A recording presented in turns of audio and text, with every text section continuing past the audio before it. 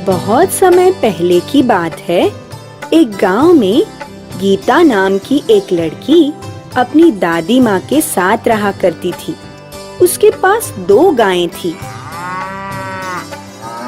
गीता अपनी गायों से बहुत प्यार करती थी और उनका खूब ध्यान रखती थी।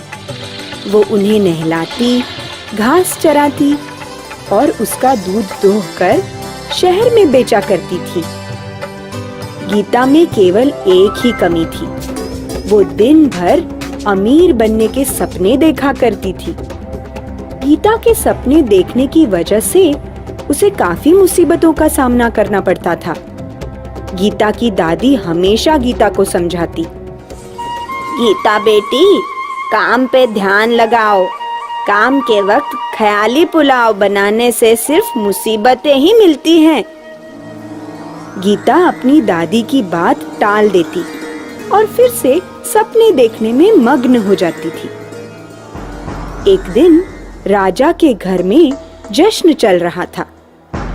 राजा का संदेशवाहक गीता के घर आया और बोला, महाराज ने आज तुम्हें अपनी गायों का सारा दूध राजमहल लाने को कहा है और उन्होंने ये भी कहा है कि वे आज तुम्हें दुगना दाम देंगे। ये सुनकर गीता खुश हो गई और गाय का दूध दोहने लगी। उसने सारा दूध एक बड़े मटके में रखा और उसे लेकर राजा के राजमहल को चल पड़ी। अपनी आदत से मजबूर गीता फिर से सपने देखने लगी और सोचने लगी, राजा जी आज मुझे दुगना दाम देंगे। मुझे जो अतिरिक्त पैसे मिलेंगे मैं उनसे कुछ मुर्गियां खरीदूंगी। वो मुर्गियां खूब सारे अंडे देंगी। वो अंडे बेचकर मैं खूब सारी गायें खरीदूंगी। फिर सारा दूध बेचकर मैं अपने लिए खूब सारे अच्छे कपड़े और एक महल खरीदूंगी। उस महल में मैं महारानी बनकर रहूंगी। गांव के सभी लड़के मुझसे विवाह करना चाहेंगे और मेरे पास विवाह का प्रस्ताव लेकर आएंगे।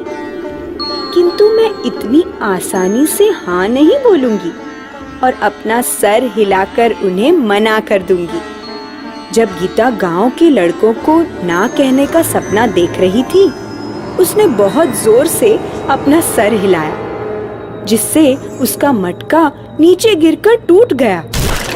मटका चूर चूर हो गया और सारा दूध जमीन पर गिर गया। ये देख के गीता रोने लगी। दादी माँ सही कहती थी। काम के वक्त ख्याली पुलाव बनाने से सिर्फ मुसीबतें ही मिलती हैं। फन लर्न टून को सब्सक्राइब करें।